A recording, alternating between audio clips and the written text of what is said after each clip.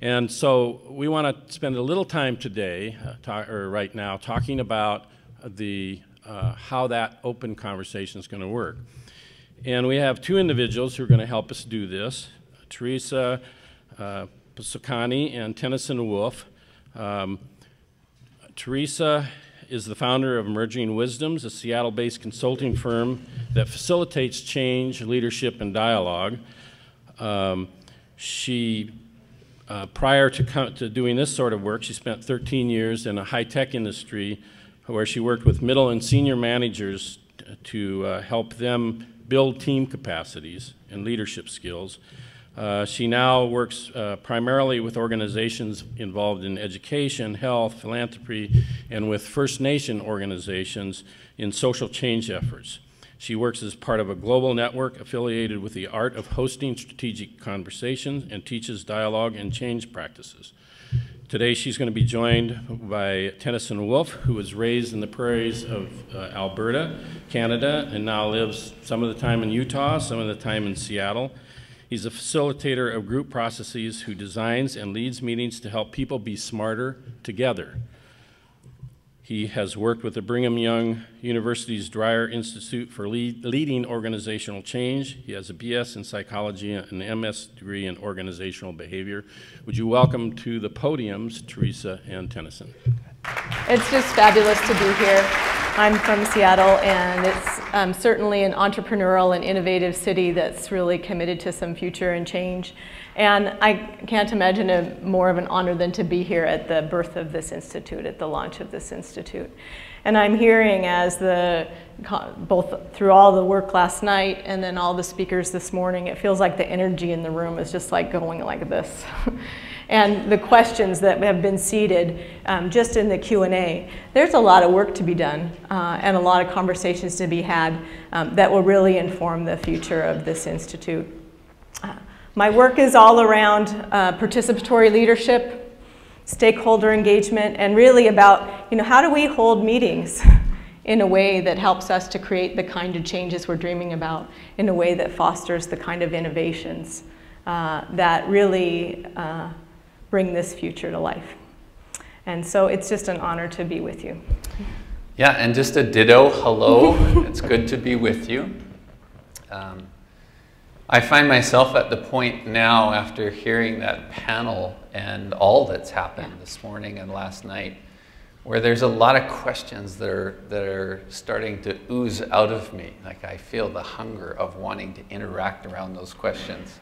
So Theresa has described it well. What we've been asked to do is introduce a little bit today of what will be one of those tracks tomorrow that will create opportunity for many to engage around the questions that you're holding. And if you didn't make it to a mic, to be able to ask some of those questions with and of one another tomorrow. Great. So why conversational leadership matters, why turning to one another matters, why engagement matters. We've been hearing all morning about the places of innovation. And we think of innovation as like, it's happening everywhere. It's in these local places. So how do we build the level of connection, relationships, and meetings so that those innovations actually can spread, rooted in our local work, but connected regionally, and then also learning globally? How do we bring in this diversity that we've been talking so much about? Yeah, this is just some of the setup. So this is some of the premise for why we would talk with each other. And there could be many things that would be listed here that would be important. But this notion that the wisdom is in the room is just a fundamental premise. What is the wisdom that we can access in the interaction with one another that's different than what we bring individually? So Fred spoke it in the previous panel here, the expression of the we is always more than the me. Or there's a proverb that I often reference to try and set things up that says, if you want to go faster, go alone. But if you want to go further, go together. So this is an invitation and format for going together. Mm-hmm. So we view our work from a place of living systems. These are living networks of conversation. And the premise is that a system becomes healthier as it connects to more of itself. As we bring in more of these diversities of views, as we bring these challenges in together, and as we connect those teams, the system itself becomes healthier. So how do we see Nebraska and the Great Plains as part of a living system, as part of a living network of conversation?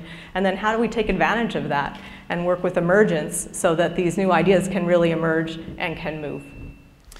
And the last one that's listed here, conversation is how change happens. This is just a good one. I'm going to ask it as a question. You know, what if conversation were the way that change happens or starts? Or as Fran spoke it earlier today, that creates some of that initial first step or that minimal first step that's needed. And what if conversation were that? We all know of situations where big movements have started with a few people talking around a table, or a few people talking with just a couple of nutty ideas, or a couple of wild ideas, a couple of, well, what if sorts of questions. Being able to come together in the social technologies of just meeting with each other with some deliberateness of how we listen, how we ask our questions of each other, and how we tell stories, or how we begin to do any of that. That's some of what feeds this. That's my boy. That's Isaac, who at the time was probably about 6 years old, and this picture was taken in San Diego, California. And what I can point out, I took the picture, and what I can point out is his feet are off the ground here. He's leaping. It was just one of those moments of, I've always thought of this picture as utter joy, and with the complete bias of being a dad, and that's my boy, catching him in this moment. There's something about that leaping into things that feels really important. So, let's see, let's go to this one. We're going to invite you to turn to each other, and I want to invite just a little bit of attitude in this. This is going to be one of those 4-minute conversations that you have with your neighbor that begins to surface some of the questions that you might be sitting on now at this point in this conference, in this forming of the Rural Futures Institute. So the question is, what's one cool idea or possibility that you want to talk about that contributes to a wildly successful Rural Futures Institute? And I want to just tag on to the end of that, really, what is it? Look at the opportunity that we have with this full room of good folks, good people, smart people all together to say, we get to be involved in some birthing space of this institute. And what a cool thing that is. So in the spirit of my boy Isaac leaping for joy, what's like one of those questions that just you can't hold in, you want to begin to express or would be really helpful to talk about in the context with some other colleagues and friends.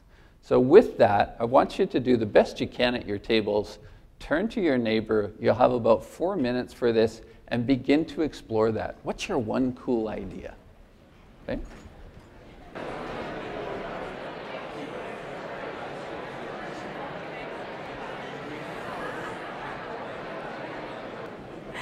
About these wild possibilities, it's really hard to stop.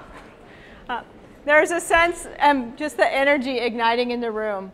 I think we're hosting here a profound field of possibility, a field of innovation, a field of the future kind of being right here as we start to meet each other and talk about these things that matter.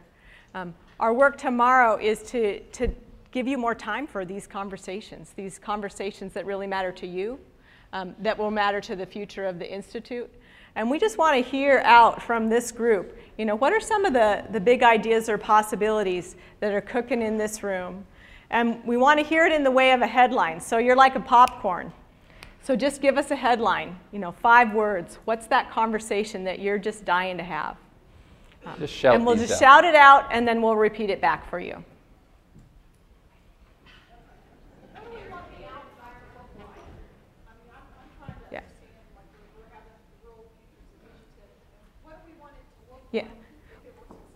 Yeah, what do we want the Rural Futures Institute to look like if it's successful? What are the outcomes?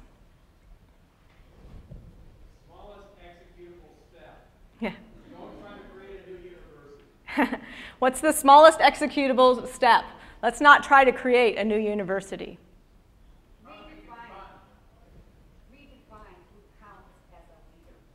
Redefine who counts as a leader. And within our work in our field, we talk about a leader as anyone who wants to help. And there's an abundance. It has to be community focused, not institution focused. How do we be community focused rather than institution focused? Timeshare housing model to make our workforce more mobile. Yeah, how do we do a timeshare housing model to make our workforce more mobile? Okay. How do we build meaningful community partnerships? How do we make it fun? How do we get the young people involved at the grassroots level? How do we get young people involved at a grassroots level? That's a fabulous group.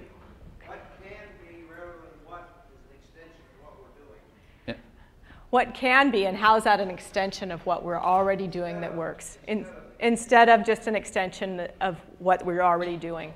What can be, rather than then an extension of what we're already doing? So one more comment. Did we have another one there? See your community partners as educators. How do we see our community partners as educators? So there's lots of good questions, right?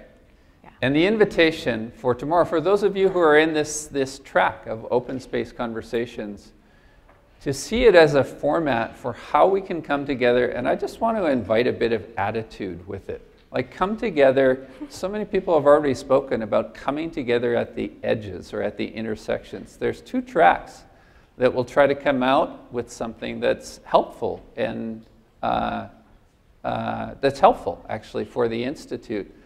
And how we meet in open space is that place for you to name your question with a little bit of be willing to, or don't be afraid to be naughty with your questions, or a little bit wicked with your questions, because we just want to invite the edges of exploration here, okay? And they're focused enough to come back with some recommendations.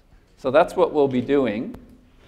And whoops, there we are. So tomorrow we'll be building our own agenda here live in the room. We'll have a screen with our meeting places and our 2 sessions that we'll have. And here's what we're going to be talking about. How can we create a wildly successful Rural Futures Institute that rocks you, Nebraska, and the Great Plains?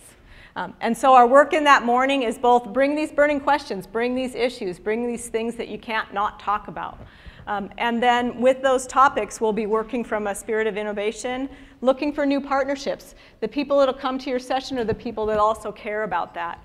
We'll also be making recommendations back to the Rural Futures Institute and looking for those next steps. So this is one of our friends, the blue-footed booby. We find it mostly as just like, wow, the diversity and beauty of nature.